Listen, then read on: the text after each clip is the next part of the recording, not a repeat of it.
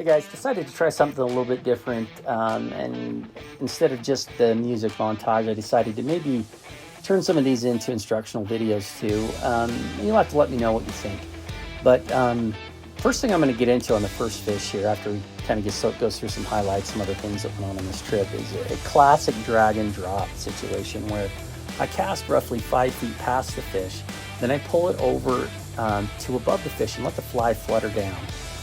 The fish immediately kind of makes what I would say is an eat move. It's something that you recognize when you see them do it enough.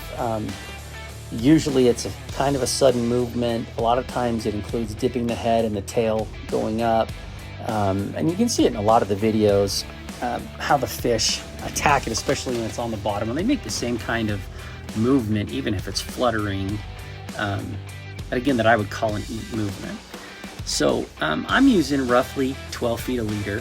And so if I cast 4 or 5 feet past the fish, that means my fly line is landing, 6 or 7 feet back from the fish on the other side. And the reason we do that is to prevent either the fly or the fly line from spooking the fish. And then pull it into place, let it flutter down, and trigger a strike.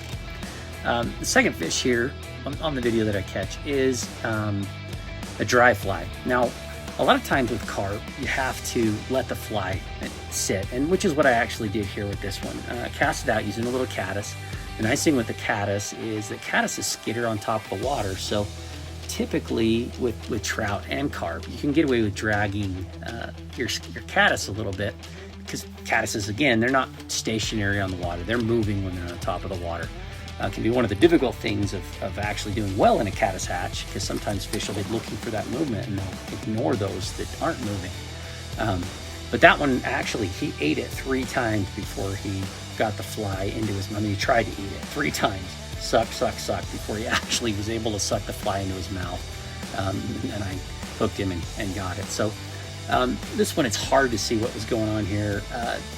Really kind of dirty water in this area, except right on the bank, but he hit it really hard.